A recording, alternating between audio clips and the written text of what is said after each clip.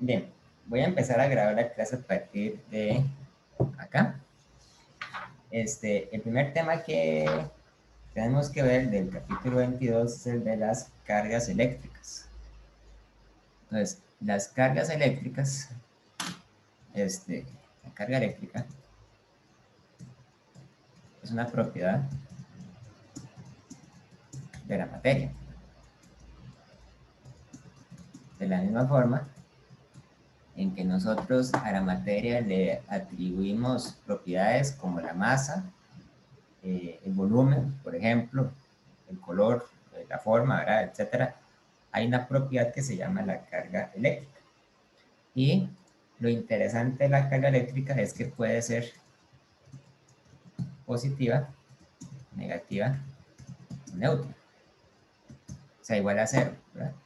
Entonces, lo que se observa en la práctica, ¿verdad? Es que cuando ustedes tienen dos partículas y las dos partículas tienen carga eléctrica positiva, entonces las partículas se repelen entre ellas. ¿Qué quiere decir eso? Quiere decir que aparece una fuerza que llamamos la fuerza eléctrica que repele a estas partículas entre sí. Entonces la partícula de la izquierda se siente empujada hacia la izquierda y la partícula de la derecha se siente empujada hacia la derecha. De la misma forma, si yo tuviera dos partículas que son negativas, también experimentan una fuerza de repulsión, una fuerza eléctrica, ¿verdad? Vamos a llamar aquí Fe, quiere decir fuerza eléctrica. Pero si yo tengo una partícula que es negativa y la pongo cerca de otra partícula que es positiva, en ese caso aparece más bien una fuerza de atracción. Entonces, las partículas con carga eléctrica de signo opuesto se atraen, ¿verdad?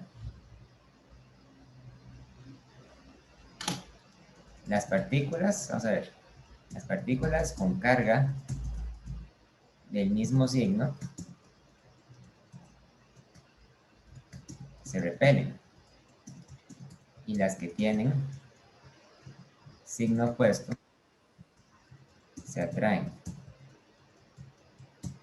Una analogía muy conocida de la vida cotidiana es lo que pasa con los imanes, ¿verdad? Ustedes saben que los imanes tienen un polo norte y un polo sur. Entonces, los imanes se sienten atraídos cuando ustedes aproximan otro imán con el polo opuesto, ¿verdad? Polos opuestos atraen, polos del mismo valor se repelen. Lo que pasa es que la analogía del imán no es del todo correcta porque los imanes son sistemas que se ven sometidos a las fuerzas magnéticas. En cambio, las partículas cargadas lo que sienten es la fuerza eléctrica. Son fenómenos distintos que hay que saber diferenciar, pero que eventualmente vamos a ver que están relacionados entre sí.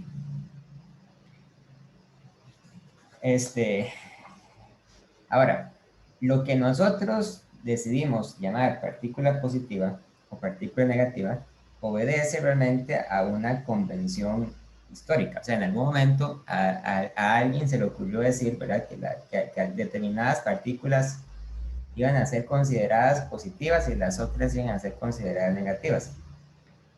Hoy en día, ¿verdad?, sabemos que la materia está hecha de átomos y los átomos están hechos, a su vez, de otras partículas más pequeñas. Por ejemplo, en un átomo existe una región llamada el núcleo. En el núcleo viven dos partículas distintas, ¿verdad? Por un lado, viven los protones y también viven los neutrones. Y alrededor del núcleo existe una nube de electrones que los orbita, o sea, que orbita el núcleo, ¿verdad?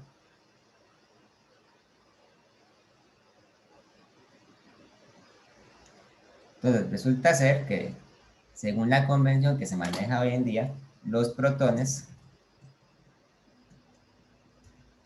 tienen una carga eléctrica positiva. Los neutrones son neutros, como el nombre lo sugiere, ¿verdad? Y los electrones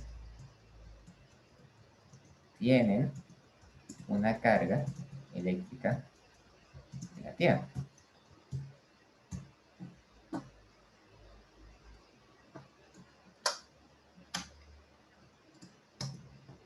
En el sistema internacional de unidades, la carga eléctrica se mide usando una unidad de medida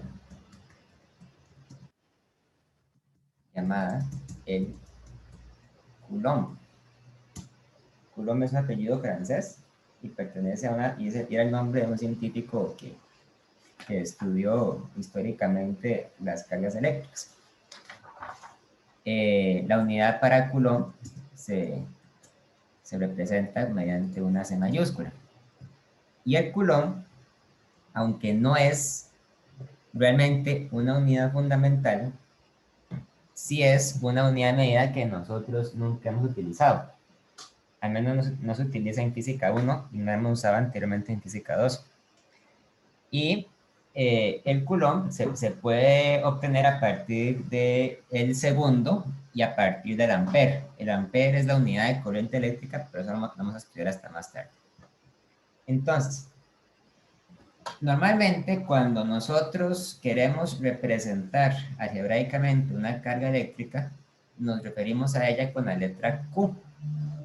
Por ejemplo, la carga del protón es positiva y es igual a 1.6 por 10 a la menos 19 coulombs. La carga del neutrón es 0, ¿verdad? Y la carga del electrón es menos 1.6 por 10 a la menos 19 coulombs. O sea, la carga del protón es la misma que la del electrón, nada más que son de signos opuestos, ¿verdad? Esto quiere decir que la carga del protón es igual al negativo de la carga del electrón. Dado que el protón y el electrón tienen cargas eléctricas opuestas, ¿verdad? Entonces uno se da cuenta que los electrones son partículas que se sienten atraídas eléctricamente hacia el núcleo. Entonces, sienten una fuerza de atracción y en consecuencia mantienen órbitas alrededor del núcleo, ¿verdad? Durante el siglo XIX se creyó que los electrones orbitaban el núcleo, bueno, siglo XIX no, principios del siglo XX, orbitaban el núcleo en órbitas parecidas a las de los planetas. Sin embargo, la teoría cuántica nos dice, ¿verdad?, que los electrones realmente no tienen órbitas estables como las tienen los planetas, sino que los electrones más bien se mueven en orbitales, que son regiones del espacio donde es estadísticamente probable encontrar un electrón. La teoría cuántica no la vamos a estudiar en este curso, ¿verdad? Pero es algo que ustedes tienen que tener en cuenta si desean entender los principios fundamentales de la estructura atómica. Ahora bien, la carga del electrón usualmente se denota también con la letra E, ¿verdad? E es igual a 1.6 por 10 a la menos 19 coulombs. Y a esto que está acá le llamamos la carga del electrón. Vean que irónicamente, cuando yo digo la carga del electrón, yo me estoy refiriendo a una cantidad positiva. Se suele llamar así por razones de convención, nada más. Aunque sabemos que de hecho la carga del electrón es negativa, ¿verdad? Pero, por una convención, ¿verdad?, cuando yo diga carga del electrón, me voy a referir a la magnitud, al valor positivo. Lo cual realmente debería ser la carga del protón, ¿verdad? Pero bueno, por razones históricas decimos carga eléctrica del electrón y es 1.6 por 10 a la menos 19 coulombs. Un dato muy importante que hay que saber es que las cargas eléctricas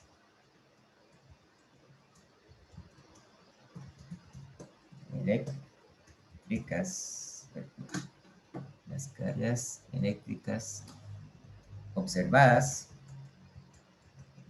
en las partículas libres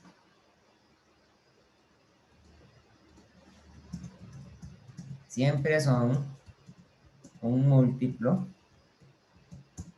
positivo o negativo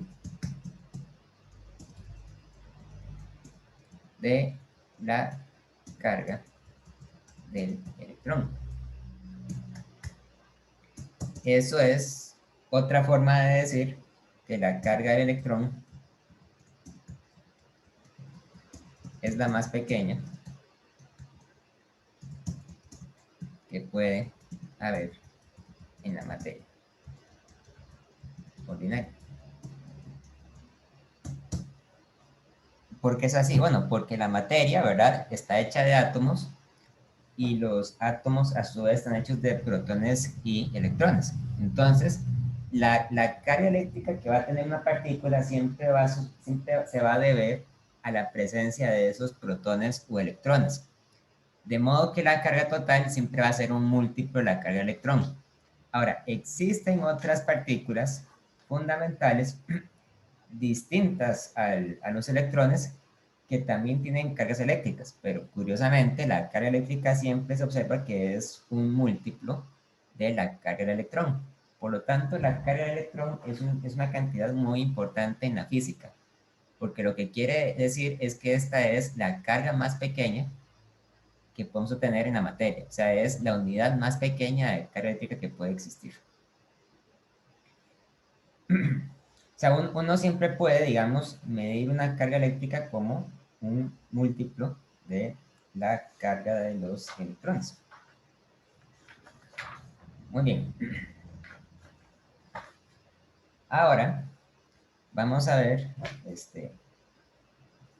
la ley de Coulomb. La ley de Coulomb es simplemente la fórmula que usamos para calcular la fuerza eléctrica que existe entre partículas cargadas. Entonces, imaginémonos que tenemos dos partículas eléctricas. Vamos a poner una aquí, vamos a poner otra acá. Esta partícula tiene una carga eléctrica Q1 y esta otra tiene una carga eléctrica Q2.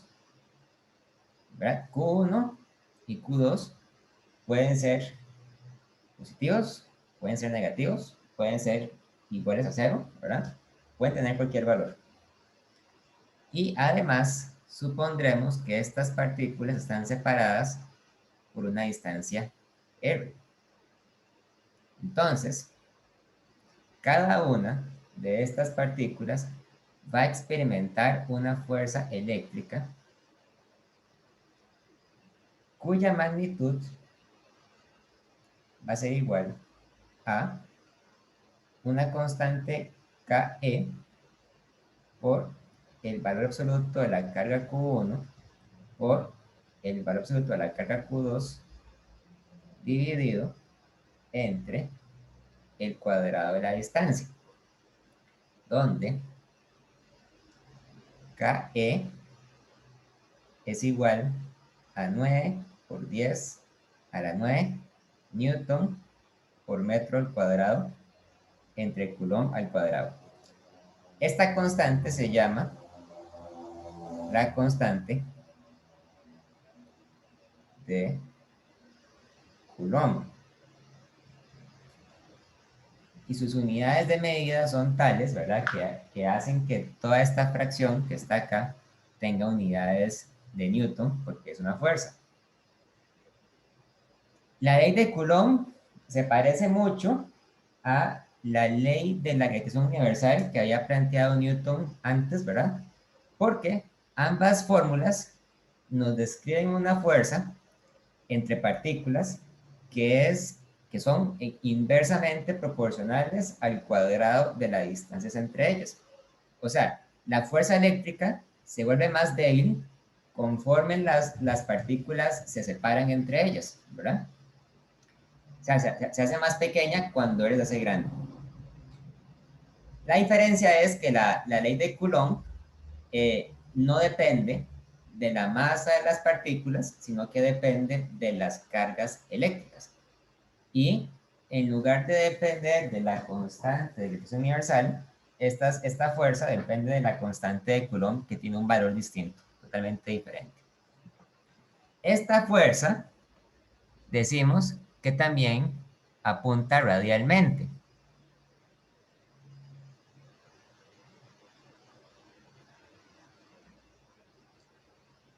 Pero la cuestión es que esta fuerza puede ser de atracción o de repulsión, lo cual constituye una diferencia muy importante con respecto a la gravedad. La gravedad es una fuerza que siempre atrae a las partículas por sus masas. La fuerza de gravedad nunca va a repeler las partículas, siempre las atrae. Pero en cambio, la fuerza eléctrica, la ley de Coulomb, describe una fuerza que puede comportarse de dos maneras. En un caso, la fuerza sería de atracción y en el otro caso sería de repulsión. ¿De qué depende eso? Depende del hecho de que las partículas tengan o no tengan cargas eléctricas de signos opuestos. Depende fundamentalmente de eso, ¿verdad? En cambio, la fuerza de gravedad siempre es de atracción porque las partículas tienen todas masas del mismo signo, ¿verdad? No hay masas negativas. En cambio, las cargas eléctricas pueden ser positivas o pueden ser también negativas. Eso la hace una fuerza más complicada porque pueden suceder varias cosas distintas, ¿verdad? Pero también tiene sus similitudes con la fuerza de gravedad. Por ejemplo, una predicción importante de la fuerza de Coulomb es que cuando una partícula eléctrica está cerca de otra partícula del signo opuesto, esa partícula puede empezar a orbitar en una órbita elíptica, tal y como lo dice la gravedad.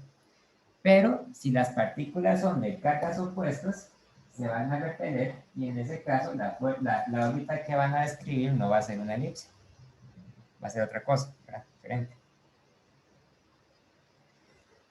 Ok, en algunos lugares la constante de Coulomb no se usa, sino que en lugar de ello definimos una constante diferente que se define a partir de decir que la constante de Coulomb es igual a 1 entre 4pi entre epsilon sub 0. O sea, es decir, epsilon sub 0 es igual a 1 entre 4pi por la constante de Coulomb y es igual a 8.85 por 10 a la menos 12 Coulomb al cuadrado por Newton entre metro al cuadrado. A esta constante se le denomina la permitividad del vacío. Y va a ser muy importante cuando veamos en la siguiente semana la ley de Gauss. Y después se va a utilizar mucho en física 3 cuando ustedes empiecen a ver electromagnetismo. Por el momento simplemente vamos a mencionar que esa constante existe y se puede usar. Todavía no vamos a describir exactamente qué es lo que hace.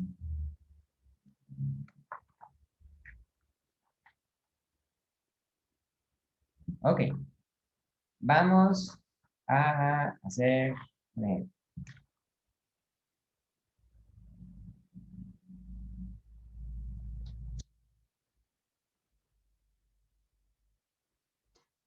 ejemplo inventado.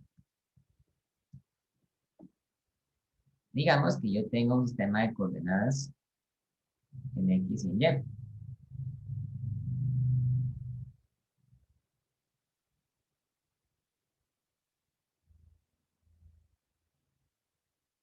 Y voy a dibujar tres partículas eléctricas. Una partícula va a estar acá, otra va a estar en el puro origen y otra va a estar aquí. Profe, perdón. Y ya que, digamos, las Qs de de las partículas están en valor absoluto, digamos, como nosotros sabemos si se atraen o se repelen las partículas a partir de ese valor. Por los signos de las cargas. Eso es lo que vamos a ver justo ahora. Ah, Digamos que perdón. no, es una buena pregunta. Mira, yo tengo una partícula Q1, una partícula Q2 y una partícula Q3.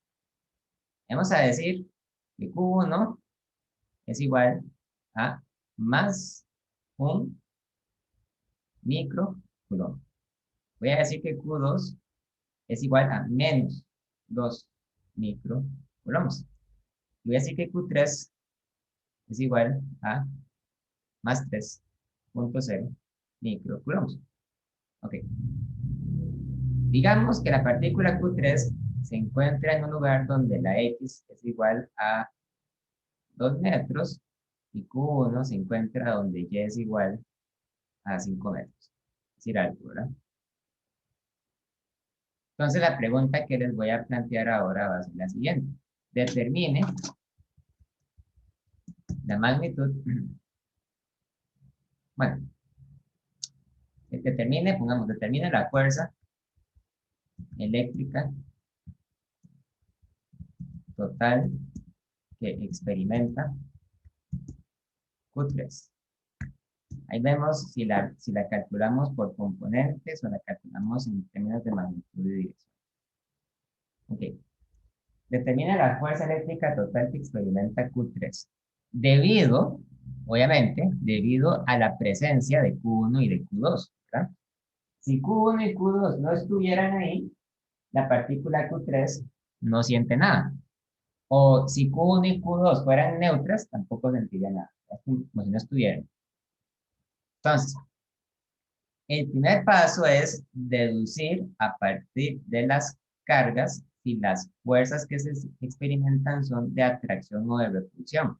Por ejemplo, tanto Q1 como Q3 son partículas positivas. Entonces, eso quiere decir que Q3 va a experimentar una fuerza que la va a repeler de Q1. En este caso, la fuerza debería apuntar hacia esta dirección, porque esa es la dirección completamente opuesta hacia donde está Q1, ¿verdad? Llamemos a esta fuerza la fuerza Q13. Entonces, deducimos su dirección a partir del hecho de que es una fuerza de repulsión. Por otro lado, Q2 y Q3 son partículas de signos opuestos, entonces se deben atraer. Eso quiere decir que la fuerza que experimenta Q3 debido a Q2 debe apuntar hacia la izquierda. O sea, debe apuntar hacia donde está Q2. Y a esta fuerza la vamos a llamar la fuerza 2,3. ¿Ok? La fuerza 2,3. Por lo tanto, para calcular la fuerza total, yo debo sumar vectorialmente F23 y F13. Vean que como son vectores, deben tener componentes, ¿verdad? Vamos a calcular primero la fuerza F23 porque es la que es más fácil, porque nada más tiene componente en el eje X, ¿verdad? F23 tiene una magnitud que es igual a la constante de Coulomb por el valor absoluto de la carga Q2 por el valor absoluto de la carga Q3 dividido entre la distancia que hay entre la carga 2 y la carga 3 elevado al cuadrado. Esa carga se puede observar fácilmente que tiene que ser igual a 2 metros, ¿verdad? Esto sería nuestro R23. Por lo tanto, esto es igual a 9 por 10 a la 9 newton por metro al cuadrado entre Coulomb al cuadrado, que está la constante de Coulomb, por Q2. La magnitud de Q2 es 2,0 microcoulombs. Es muy importante tener bien fresco el significado de estos prefijos, ¿verdad? Entonces, esto es igual a decir 2,0 por 10 elevado a la menos 6 coulombs por Q3, que son 3 microcoulombs. Entonces, es 3,0 por 10 a la menos 6 coulombs, dividido entre el cuadrado de la distancia, o sea, dividido entre 2 metros al cuadrado. ¿Y eso da? Vamos a ver cuánto da.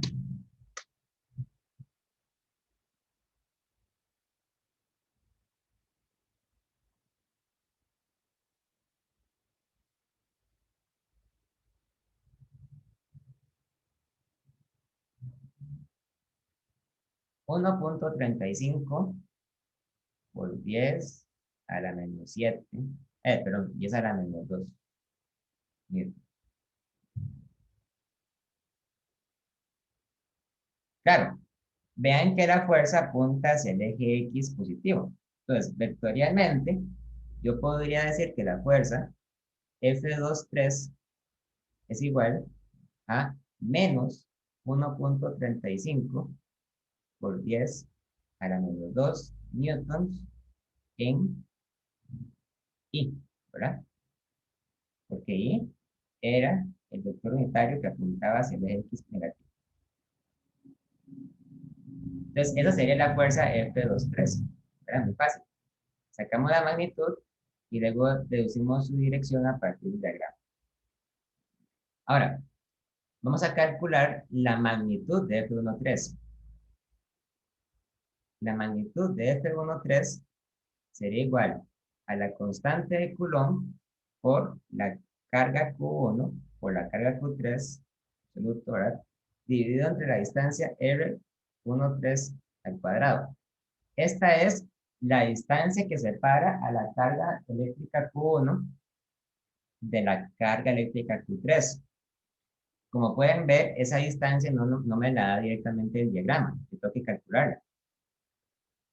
La forma de hacerlo es utilizando el teorema de Pitágoras, ¿verdad? Esto sería nuestro R13. Entonces ustedes pueden ver que R13 al cuadrado tiene que ser igual a los catetos al cuadrado, ¿verdad? Sería 5 metros al cuadrado más 2 metros al cuadrado. R13 al cuadrado sería igual entonces a 29 metros cuadrados. No hace falta sacar raíz, porque al fin y al cabo lo que a mí me interesa es la distancia elevada a la 2, ¿verdad? Entonces yo puedo decir que esto es igual a 9 por 10 a la 9 eh, newtons por metro al cuadrado entre coulomb al cuadrado por 1 por 10 a la menos 6 coulombs, 3 por 10 a la menos 6 coulombs, divididos entre 29 metros cuadrados. Y esta cantidad tiene que tener unidades de Newton, ¿verdad? Unidades de fuerza.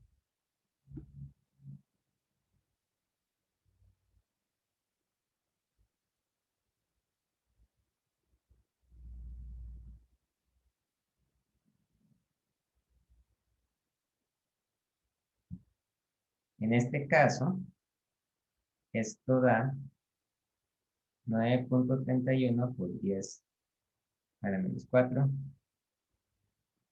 newtons. Esa sería la magnitud, ¿verdad? Pero es fácil de ver que F13 no apunta ni hacia el eje X ni hacia el eje Y, es una fuerza diagonal. Entonces hay que usar trigonometría para determinar sus componentes. Una cosa que se podría hacer, por ejemplo, es averiguar cuánto mide este ángulo Z. El ángulo que se forma entre el eje X y la fuerza F13, ¿verdad? Entonces yo podría, por ejemplo, observar que esto que está acá constituye un triángulo rectángulo y darme cuenta entonces que el coseno de zeta tiene que ser igual al cateto opuesto entre el cateto adyacente. Perdón, cateto adyacente entre hipotenusa, ¿verdad? Entonces serían los 2 metros divididos entre R13, por ejemplo. El coseno de zeta sería igual a 2 metros divididos entre 29 metros cuadrados. pero entre 29 metros cuadrados, no, entre la raíz cuadrada de 29 metros cuadrados. Es igual a 5.38, 5.39 metros. Entonces sería 2 metros entre 5.39.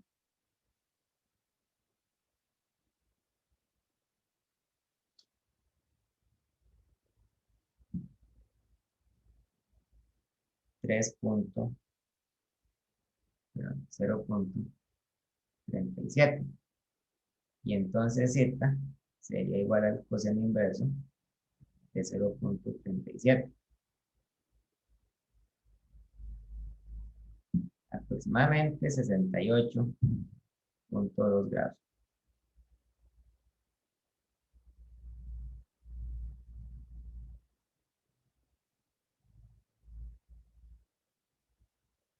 .2 grados.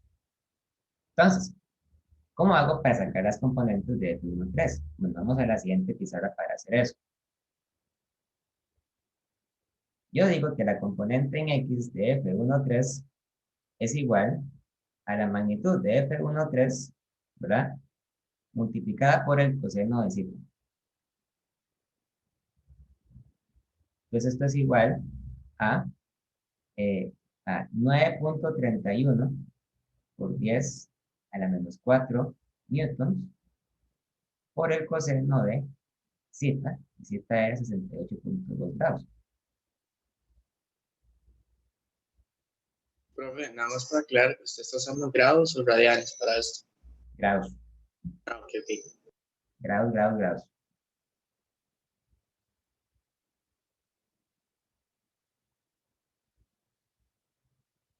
Y eso da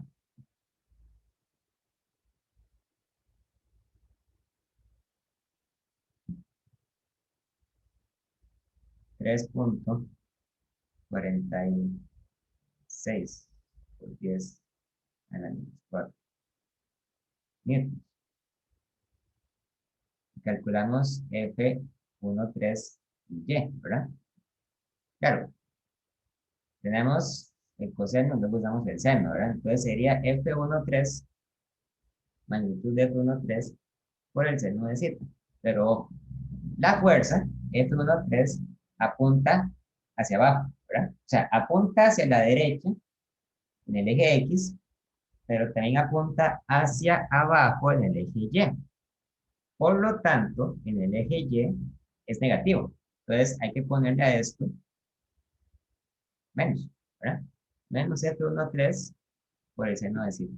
Entonces esto es igual a menos 9.31 por 10 a la menos 4 newtons por el seno de 78.2 grados.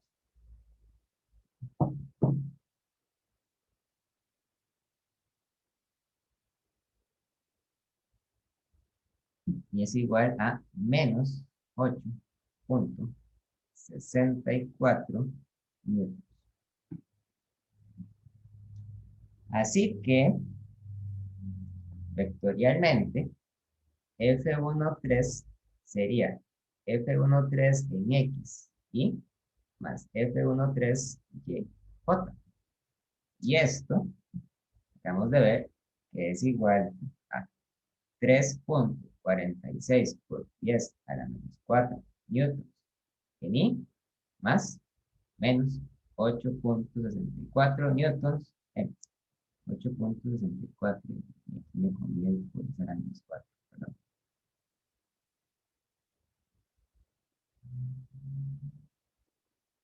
Por 10 a la menos 4 newtons en volt. Ahí está, ¿verdad? Entonces, si yo quiero calcular la fuerza total, tengo que hacer F23 vector más F13 vector, ¿verdad? F23, aquí está, es menos 1.35 por 10 a la menos 2 newtons en I, y F13 vector es 3.46 por 10 a la menos 4 newtons en I menos 8.64 por 10 a la menos 4 newtons en J. Ustedes recuerdan que se suman componente con componente, ¿verdad? Sumamos I con I y J con J. Solamente hay una J, entonces queda esta aquí solita, pero en cambio sumamos este con este. Están en I. Y entonces, la fuerza total es igual a, vamos a ver, menos 1.35 por 10 a la menos 2 más 3.46 por 10 a la menos 4 es menos 1.32 casi por 10 a la menos 2 newtons en I menos 8.64 por 10 a la menos 4 newtons en J. Este número, entonces, sería la fuerza total en X, ¿verdad? Y este otro número sería la fuerza total en Y.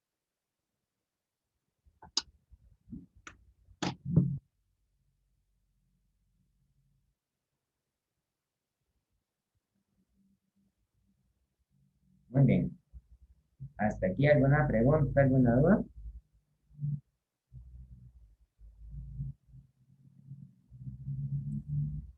Nada más a la hora de los resultados tendríamos que evaluarlos siempre por aparte, pero también, no sé, podríamos juntarlos si nos piden la magnitud de toda la fuerza. Si nos pidieran la magnitud, entonces la sacamos con Pitágoras, ¿verdad? O sea, sería nada más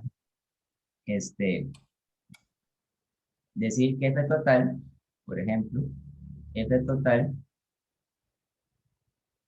eh, magnitud, es igual a la raíz cuadrada de F en X a la 2 más F en Y a la 2. Entonces sería Fx, que es eh, menos 1.32 por 10 a la menos, ¿qué? A la menos 2 newtons a la 2. Y Fy, que sería menos 8.64 por 10 a la menos 4 newtons a la 2. Recuerden que cuando ustedes se le dan un número al cuadrado, no importa que sea negativo, el cuadrado tiene que dar positivo, ¿verdad? Entonces, la magnitud de F total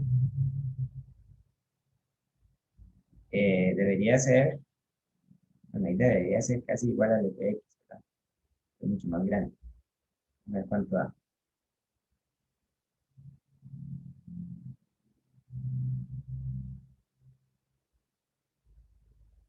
Sí, realmente lo que da es aproximadamente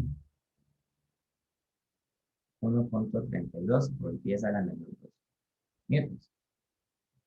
Y bueno, si nos piden la dirección siempre hay que definirla con respecto a algún punto de referencia. Ahora, vean que ambas componentes son negativas. Eso quiere decir que la fuerza total es un vector que apunta hacia esta dirección, ¿verdad? Más o menos.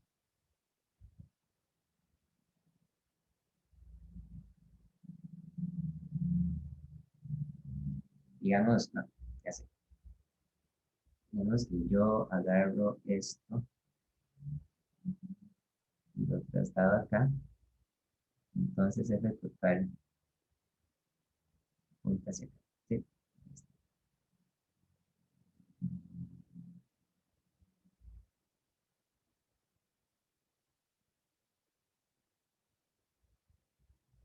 Entonces, ustedes podrían, por ejemplo, calcular este ángulo. Digamos que el ángulo phi, medido con respecto al eje X negativo. Entonces, ¿cómo calculamos el ángulo phi? El ángulo phi se calcula como tangente y sería igual al tangente, bueno, tangente de phi sería igual a este, la magnitud de Fy entre la magnitud de Fx, ¿verdad? Entonces, phi sería el tangente inverso de la magnitud de Fy entre la magnitud de f de x. Y hay que repasar, verá, un poco de trigonometría. Y entonces sería igual a tangente inverso de y, de f de x, tangente inverso de 8.64 por 10 a la menos 4 newtons entre 1.32 por 10 a la menos 2 newtons. ¿Ven que lo pongo en positivo? Profe, Sí. ¿cómo es que supo que la fuerza iba para abajo? O sea, como con solo ver la magnitud de la fuerza total. No, no es por la magnitud, es por las componentes, Ah, ok, ok. ¿verdad? Son negativas. Y esto da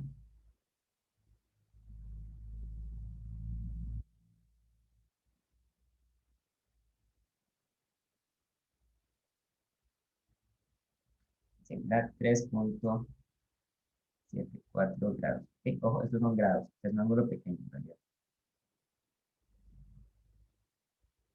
Entonces ahí la dirección, ¿verdad? Si nos la pidieran, deberíamos decir algo así como que la dirección es de 3.74 grados debajo del eje X negativo. Ahí está.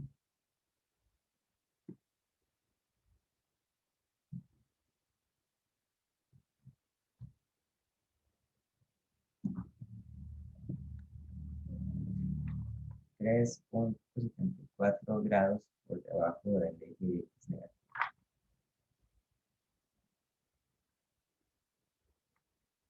Muy bien. ¿Alguna pregunta, alguna duda?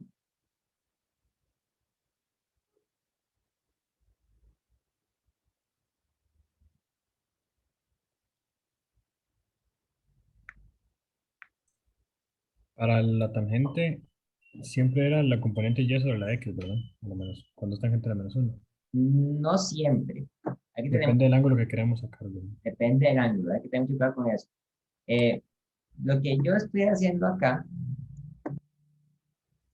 realmente es dibujar un triángulo rectángulo pequeñito, ¿verdad?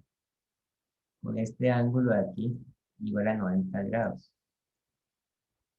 Es-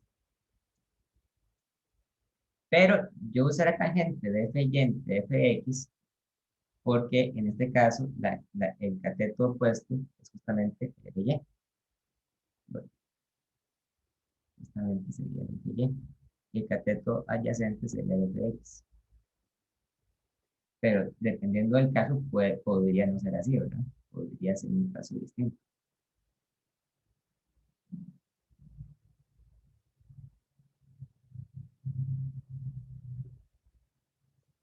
Ok, gracias. Ahora, el estudio de las cargas eléctricas nos sugiere que hay una forma de dividir la materia dependiendo de su interacción con las cargas, ¿verdad? La materia, a grandes rasgos, se pueden dividir en dos tipos. Realmente no son solo dos tipos, pero digamos, a grandes rasgos podemos decir que la materia puede ser, pues, puede ser conductora, puede ser aislante. Los materiales conductores son aquellos materiales que conducen fácilmente las cargas eléctricas a través de ellos. Resulta ser, como ustedes ya saben, que los materiales conductores son principalmente los metales.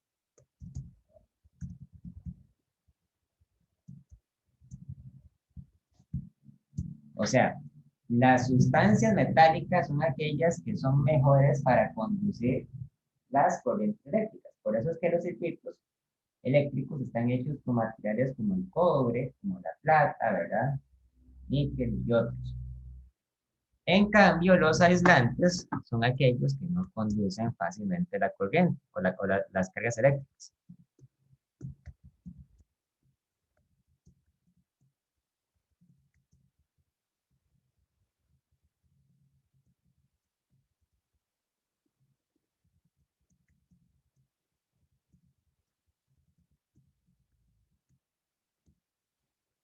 En realidad, ¿verdad? Casi que podríamos decir que cualquier cosa que no sea un metal es un aislante, que no conduce fácilmente las corrientes. Lo que define que algo sea metálico es casi que su capacidad de transportar corriente, ¿verdad? Ahora, esta es una definición bastante general, ¿verdad? Porque ustedes saben que existen otros materiales que no se consideran tradicionalmente como conductores o aislantes. Existen, por ejemplo, los materiales semiconductores que en algunos casos conducen y en otros casos no conducen, dependiendo de factores como la temperatura, la presión y otras cosas ahí. Pero bueno, esto, digamos, no es tan importante, nada más es importante saber que hay materiales que son conductores y materias que son no conductores. Entonces,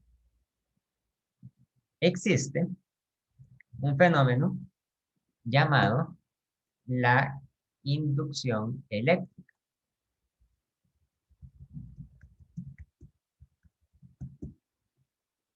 Entonces, para estudiar la inducción eléctrica, imaginémonos que tenemos una esfera metálica y esa esfera está reposando encima de una superficie aislante. ¿Ok? Estoy dibujando la superficie de color café como para sugerir que la superficie podría ser de madera. La madera es un material no conductor, es un aislante. Entonces, esto es una esfera metálica.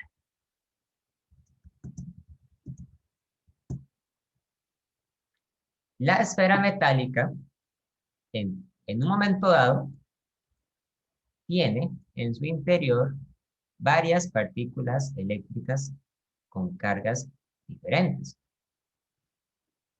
Digamos, por ejemplo, que las partículas azules son aquellas negativas y las partículas rojas son las positivas.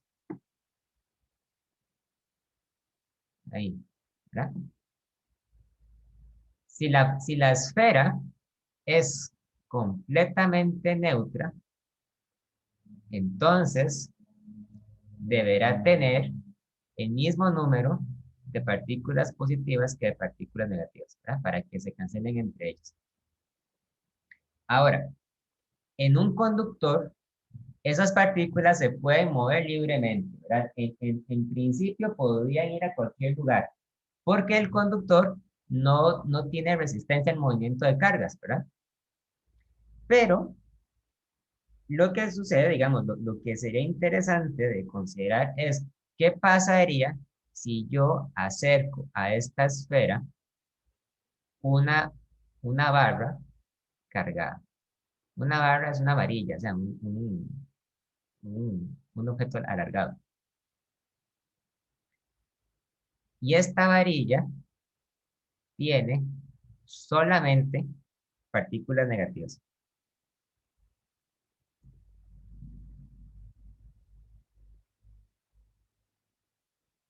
¿Verdad? Solo tiene partículas negativas. ¿Qué pasa entonces? Como la esfera, como la barra tiene solo partículas negativas, entonces las cargas que están dentro de la esfera se van a acomodar. Las partículas positivas que son atraídas por las negativas se van a ir hacia este lado.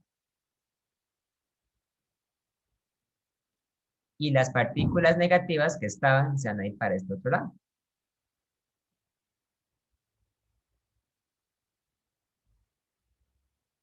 O sea, hay un reacomodo interno, ¿verdad?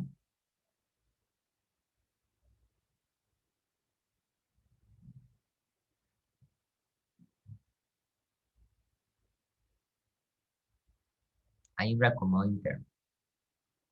Entonces, la idea de hacer esto es que después uno puede agarrar un cable conductor y conectarlo a tierra. Ok. Cuando digo conectarlo a tierra, ¿verdad? Lo digo en un sentido figurado.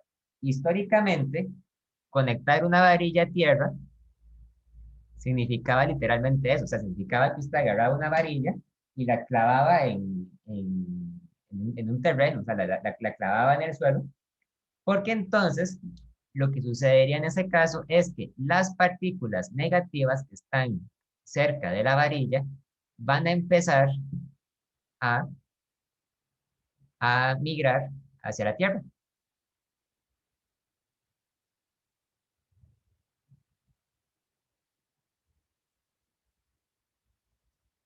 O sea, se van a ir hacia esta dirección. Y eventualmente se van a perder en el suelo, ¿verdad?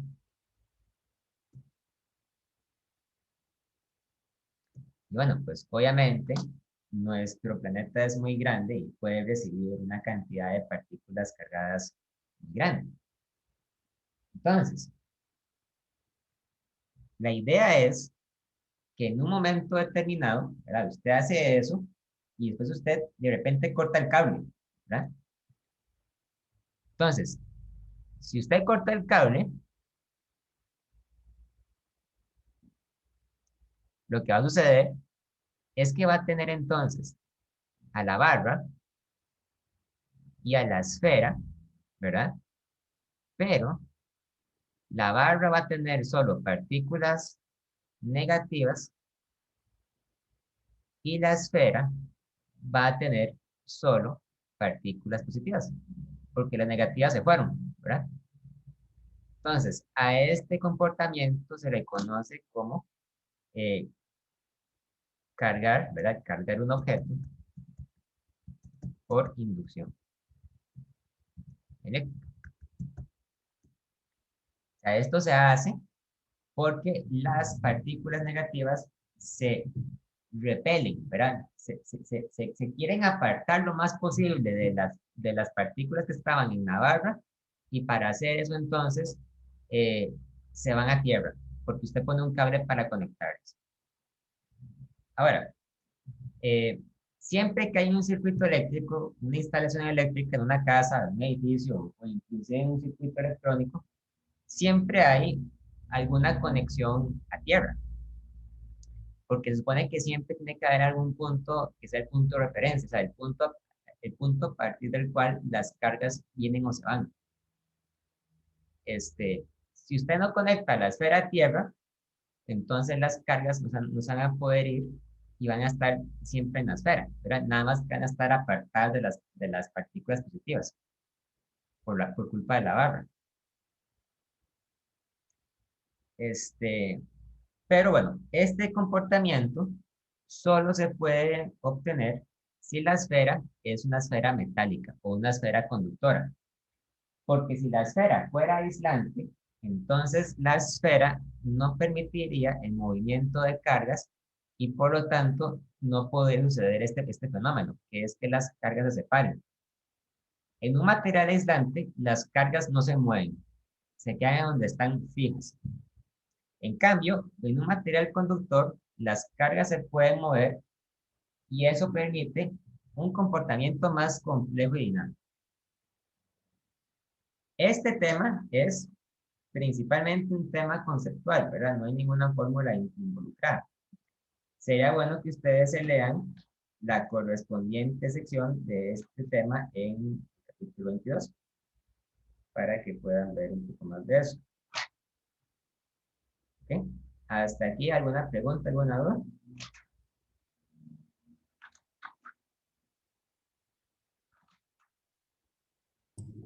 Por mi parte, todo bien, profe. Está bien. Ok. Muy bien.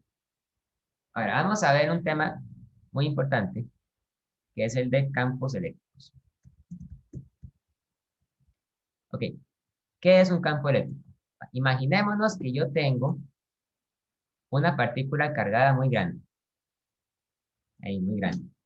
Entonces, como es tan grande, a la carga le voy a llamar la carga con mayúscula.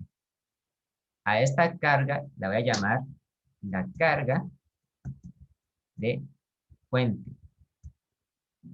Y ahí en algún punto voy a dibujar una carga pequeñita que voy a llamar la carga Q sub 0. A esta carga la voy a llamar la carga de prueba. Entonces, Vamos a decir lo siguiente. Vamos a decir, si las dos cargas son positivas, ¿cuál es la fuerza que experimenta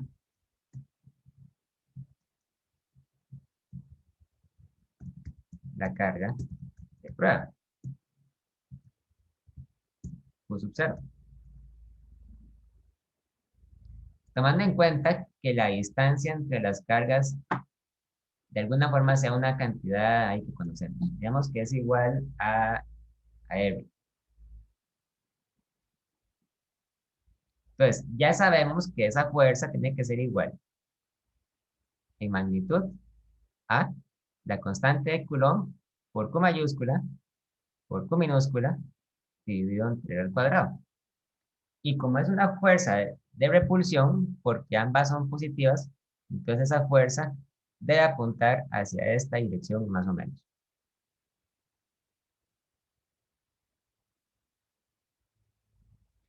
Entonces, nosotros definimos el campo eléctrico de la siguiente forma.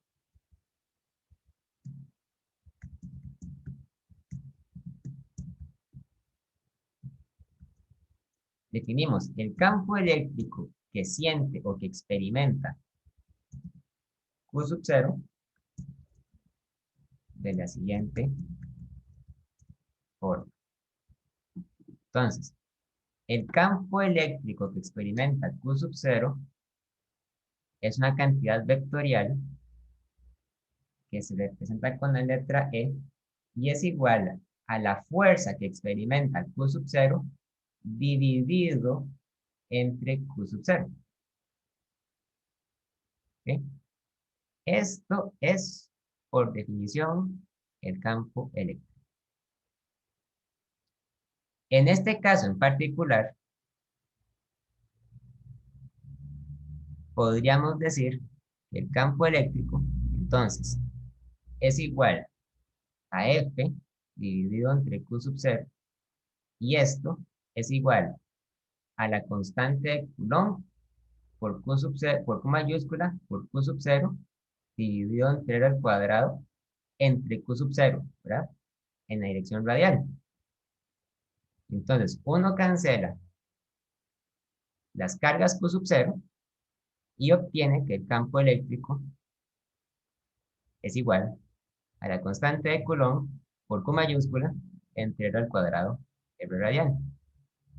Entonces, lo que resulta interesante de esto es lo siguiente. El campo eléctrico que experimenta Q sub 0 no depende de Q sub 0, según la fórmula, ¿verdad? Sí depende, en cambio, de Q mayúscula. Por lo tanto, decimos que el campo eléctrico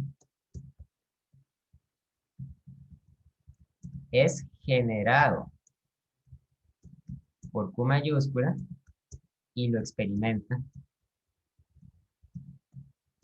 Q sub 0. ¿Ok? Entonces, el campo eléctrico es una cantidad vectorial que está muy relacionada con la fuerza eléctrica. Casi son lo mismo, casi. La diferencia es que el campo eléctrico es igual a la fuerza eléctrica dividida entre la carga. Entonces, eso tiene algo muy interesante. Un campo eléctrico aparece solamente debido a una carga. Usted no necesita dos cargas para tener un campo eléctrico, solo necesita una. Y en cambio, ese campo eléctrico lo pueden sentir las demás cargas que están alrededor. Pues en ese sentido, el campo eléctrico se parece mucho al campo gravitacional de un planeta, por ejemplo. ¿Por qué? Porque para tener un campo gravitacional hace falta solamente tener una masa, la masa del planeta, por decir algo, ¿verdad? Pero en cambio, el campo gravitacional lo sienten otras partículas. las personas, por ejemplo, los edificios, las cosas que están en el planeta son las que sienten el campo gravitacional. Pues en este sentido, el campo eléctrico o el campo gravitacional es un concepto que es más abstracto que la fuerza. Porque el campo eléctrico aparece, digamos, a partir de la intuición de nosotros. Sin embargo, el campo eléctrico es muy real. De hecho, el campo eléctrico aparece mucho en las fórmulas de electromagnetismo. Por ejemplo, la luz que nosotros vemos todos los días consiste en realidad en una oscilación de un campo eléctrico. Creo que ustedes van a repasar en física 2. Ahora, una cosa muy importante acerca de los campos eléctricos son las líneas de campo.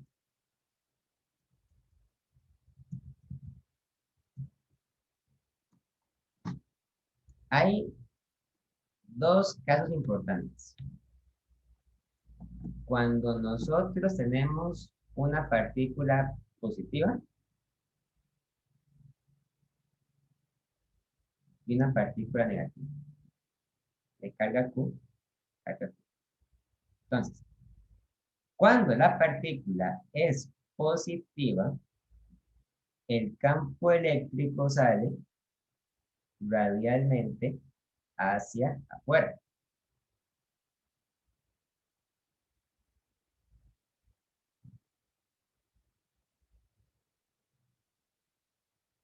Y el campo eléctrico se hace más débil a mayores distancias.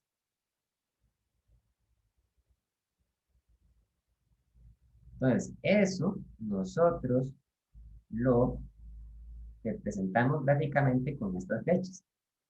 ¿Cómo sé que el campo eléctrico se hace más débil a mayores distancias? Porque el campo eléctrico de una partícula puntual, como Q, es igual a la constante de Coulomb por Q, dividido entre la distancia al cuadrado RT. ¿Sí?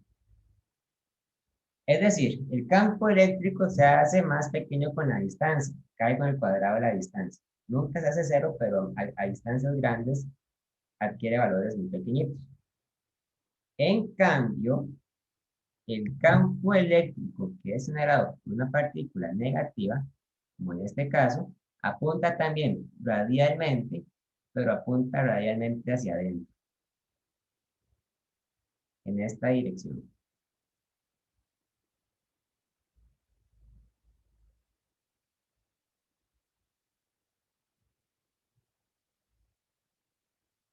Y también sabemos que se hace más débil a mayores distancias.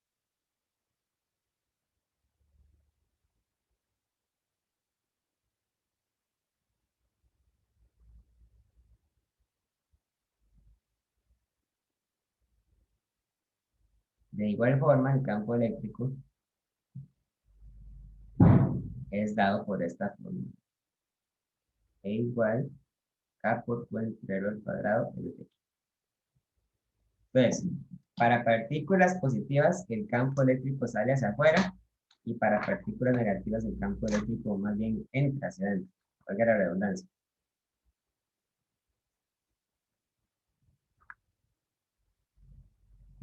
Pero una pregunta. ¿Qué era la R después de que está multiplicando Q también? La dirección nada más. R, en este caso, significa lo siguiente. Si usted quiere medir el campo eléctrico en un lugar que está aquí, entonces R es la distancia que hay entre la carga y ese punto. En este caso, la letra R, muy buena pregunta, la letra R quiere decir, es la distancia con respecto a la carga donde medimos el campo eléctrico. La distancia con respecto a la carga donde medimos el campo eléctrico. Eso quiere decir R, básicamente. En este caso, la R ya no significa una sola, ya no significa que haya dos partículas. Quiere decir que es la distancia entre la partícula y el punto a donde medimos el campo eléctrico. Ok, ok, gracias. Y Ajá. luego la otra R, creo que es otra R, la que tiene, bueno, no es un techito, es direccional, pero... Es un vector mm, unitario. Ok, vector unitario direccional. Ok, eso. Quiere decir entonces que es dirección radial. Quiere decir eso.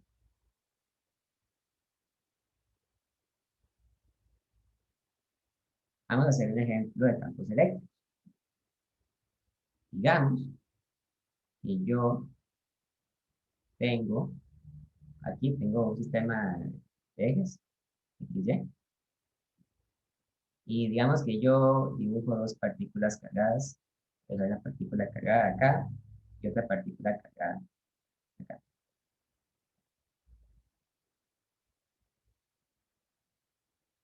Vamos a decir que la partícula Q1 es igual a más 5 microcoulombs. La partícula Q2 va a ser igual a menos 5 microcoulombs. Digamos que las dos partículas se encuentran a la misma distancia del centro.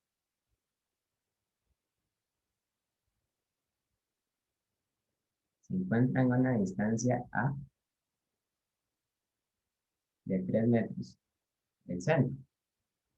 Y yo quisiera medir el campo eléctrico en un punto P, donde el punto P se encuentra a una distancia de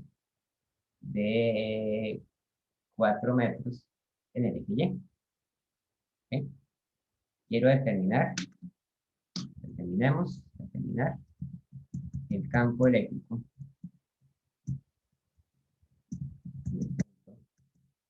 en el punto P, ¿verdad?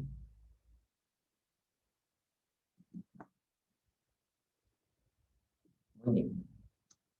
Es fácil, ¿verdad? Nada más hay que tener cuidado con las propiedades vectoriales de los campos eléctricos. Vean entonces que Q1 es positivo y Q2 es negativo, ¿verdad? Entonces, cada una de estas cargas genera un campo eléctrico que se siente en el punto P. El punto P está vacío, o sea, en realidad no hay nada en el punto P, no hay ninguna carga eléctrica, es un punto que está vacío. Las cargas son solamente estas dos, Q1 y Q2. Ahora, Q1, al ser positivo, es una carga que genera un campo que apunta hacia afuera. Entonces, en el punto P, ese campo eléctrico va a ir hacia esta dirección, ¿verdad? Hacia esa dirección. Llamemos a esto entonces el campo eléctrico E1. En cambio, Q2 es una partícula negativa en la que el campo eléctrico entra hacia ella, o sea, apunta obviamente hacia ella. Entonces, ese campo eléctrico debe ir hacia esta dirección. Va a ser el campo eléctrico E2. Y yo quiero calcular el campo eléctrico E total, que sea la suma vectorial de E1 más E2. Ahora, es una suma vectorial, ¿verdad? Eso quiere decir que yo puedo utilizar los métodos eh, tradicionales, ¿verdad? Que conocemos de suma de vectores. Si yo lo hago por el método gráfico, pues lo que ocurre cuando yo traslado el campo E1 hacia esta dirección, ¿verdad? Vean lo que ocurre ahí. Entonces, la suma de los paralelogramos, ¿verdad? Lo que me da es eh, un campo que es completamente horizontal.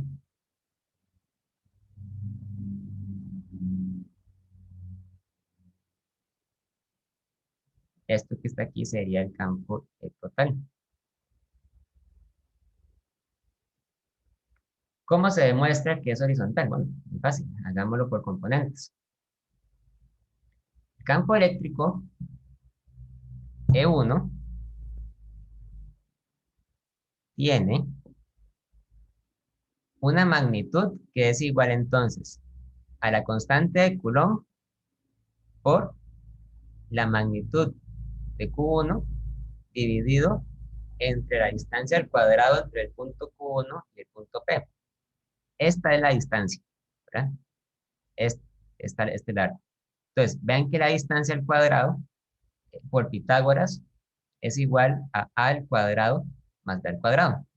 Entonces, esto es igual a acá por Q1 dividido entre a al cuadrado por b más b al cuadrado.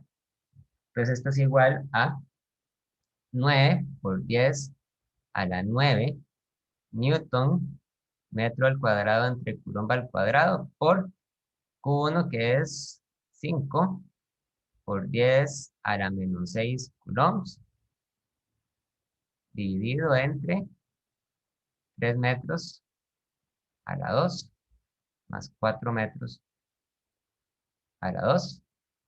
Y eso es igual a ver,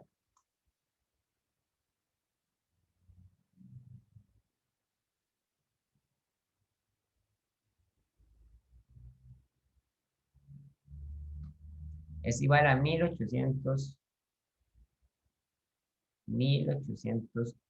¿qué? 1800 Newton entre Coulomb.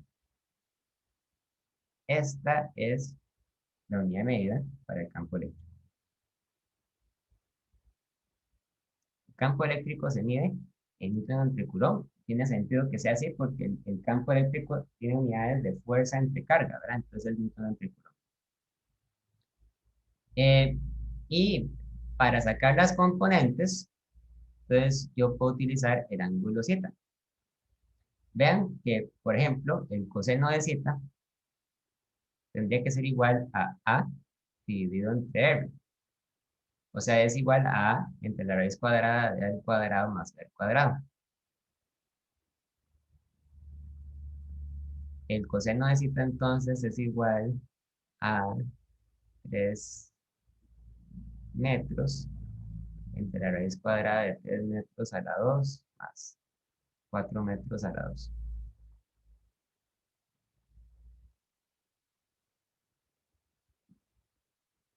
El coseno de zeta es igual a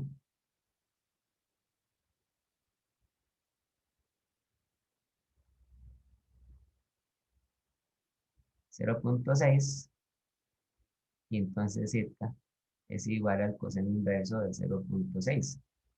Zeta es igual a 53.1 grados. ¿Ok? Entonces, el campo eléctrico 1 en X es igual a la magnitud del campo eléctrico 1 por el coseno de zeta, ¿verdad? Y es igual a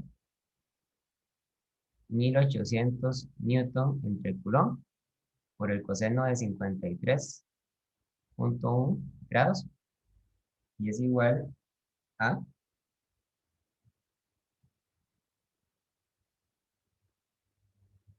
1080 Newton entre Coulomb. Mientras que el campo eléctrico E1Y es igual a la magnitud de E1 por el seno de zeta, es decir, 1800 Newton entre Coulomb por el seno de 53.1 grados, y eso es igual a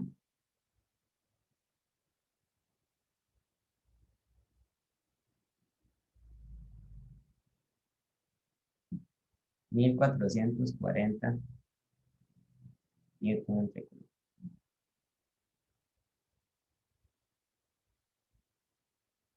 Por lo tanto, el campo eléctrico 1 es igual a 1080 Newton entre Coulomb mi más 1440 Newton entre Coulomb en Coulomb, ¿verdad?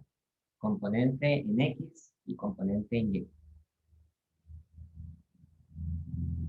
Ahora, el campo eléctrico E2, si ustedes lo ven muy bien, es casi lo mismo que el campo eléctrico E1, porque es bastante simétrico, ¿verdad?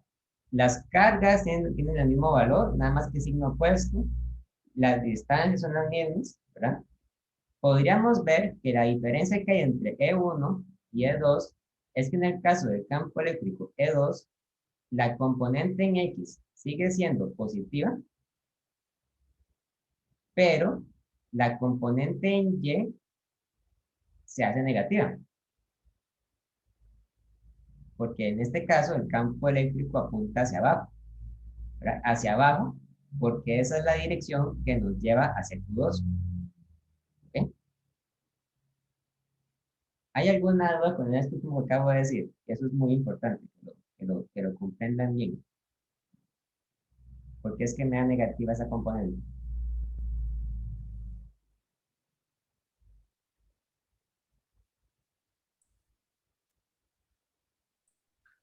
Yo diría que todo bien. Es negativo porque está hacia la dirección de la partícula, ¿no? Exactamente, o sea, hacia esa dirección está la partícula, por lo tanto apunta hacia abajo, ¿verdad? Entonces, el campo total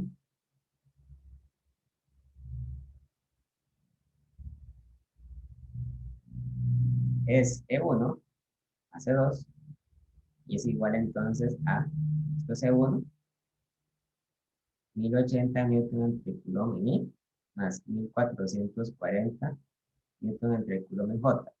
Esto sería E1, y E2 sería 1080 newton entre coulomb en I, menos 1440 newton entre coulomb en J.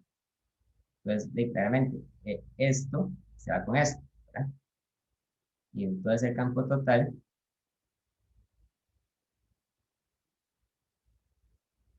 sería solamente la suma de estos dos, sería 2160 newton entre coulomb.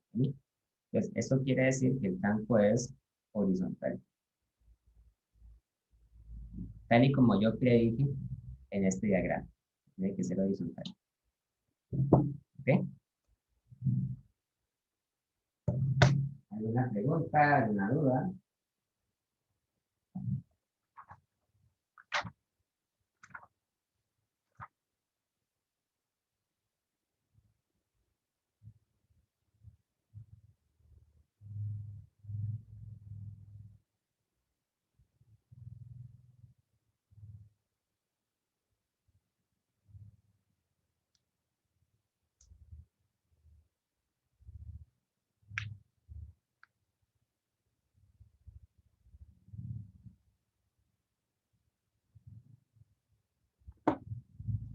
Muy bien. Ahora vamos a ver otro técnica rápido que es el de campos eléctricos uniformes entre dos placas paralelas cargadas. ¿Sí? Vamos a imaginarnos que yo tengo dos placas. Dos placas. Una vista en perspectiva que está encima de la otra. En teoría, estas placas deberían ser muy grandes. Voy a dibujarlas de esta forma para que quede, digamos, una noción de la profundidad que tienen.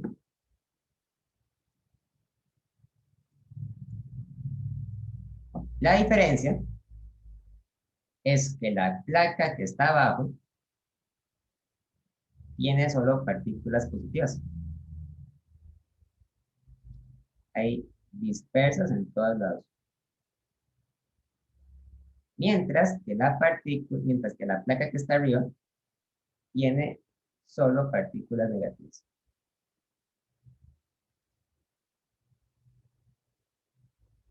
Cuando algo como esto sucede, se genera también un campo eléctrico. Pero en este caso, el campo eléctrico no es K por Q entre L al cuadrado, porque esta fórmula solamente es válida cuando son cargas puntuales. Cuando son placas como estas, las cargas no son puntuales porque están dispersas en una superficie muy grande. Entonces, Lo que sucede en este caso es que el campo eléctrico apunta verticalmente, diríamos, o apunta perpendicularmente a las placas y sale de la placa que está positiva a la placa que está negativa. No hay componente horizontal porque la componente horizontal que genere una partícula solita se cancela con la de otra. Entonces, el campo eléctrico que se forma en la región entre dos placas cargadas es constante y uniforme y apunta en la dirección perpendicular entre las placas. La otra semana, cuando lleguemos a ver la ley de Gauss, vamos a ver una fórmula para calcular ese campo eléctrico. Por ahora, nada más vamos a asumir que ese campo eléctrico es constante y uniforme. ¿Ok? ¿Alguna pregunta, alguna duda?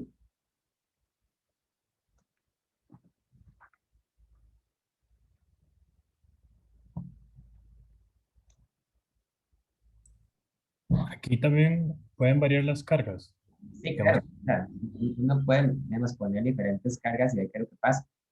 Ahora, lo que sucede es que la carga total que está en la placa de abajo, la carga más Q, digamos, es igual a la carga que hay arriba, pero negativa. ¿Verdad? Se tienen la misma carga, pero el signo opuesto. Sin embargo, sucede que cuando usted aumenta la carga que usted mete en cada una de las placas, aumenta la intensidad del campo eléctrico. ok, ok. Pero entonces siempre tenemos que cumplir eso, que sea la misma, pero es signo opuesto. Así es. Correcto.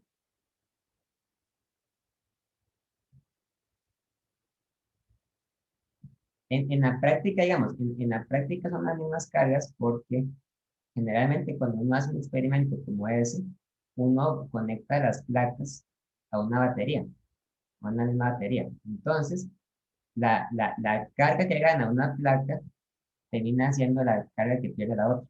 Entonces, tienen la misma magnitud, pero signos opuestos.